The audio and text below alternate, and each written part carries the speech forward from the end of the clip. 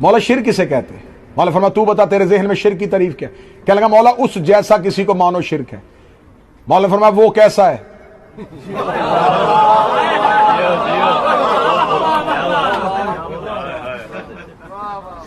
وہ کیسا ہے؟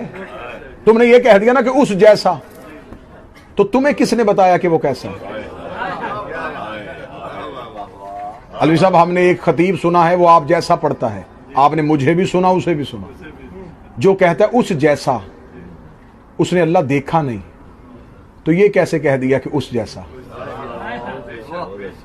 اس نے کہا مولا پھر شرک کسے کہتے ہیں؟ فرمایا وہ سامنے نہیں آیا، سامنے ہم آئے۔ اب اگلی سطر نہیں ہے، منکر کے لیے یہ بم ہے، مومن کے لیے جنت کی ٹکٹ ہے۔ اس کا مولا پھر شرک کیا ہے؟ فرمایا اس جیسا کسی کو ماننا شرک نہیں، ہم جیسا۔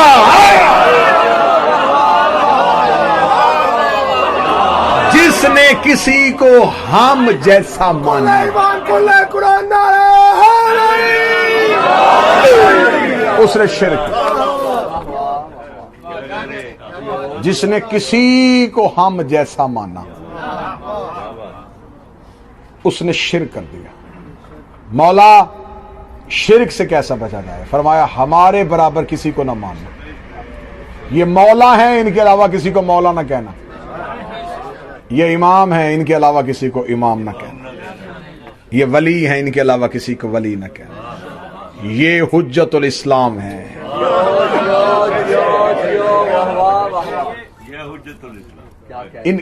ان کی القابات جس نے کسی کو دیے اس نے شرک کیا۔ گناہگار کی نماز ہو سکتی ہے، شاباش، مشرک کی نماز نہیں ہو سکتی۔ تو علی ولی اللہ کے فضائل پڑھنے سے بندہ مشرک نہیں ہوتا۔ دیکھیں کتنی خوبصورتی اور دیانتداری کے ساتھ جو الزام ہم پہ تھا ہم نے پلٹا دیا ہے۔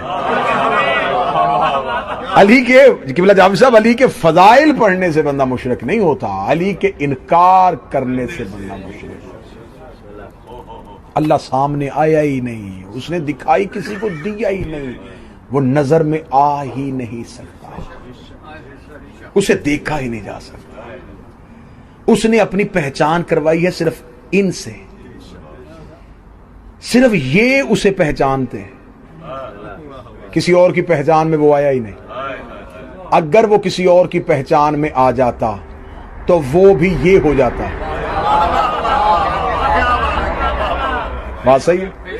وہ اپنی پہچان ان کے علاوہ کسی، اپنی پہچان کے لیے انہیں بنایا، ان کی پہچان کے لیے کائنات کو بنایا۔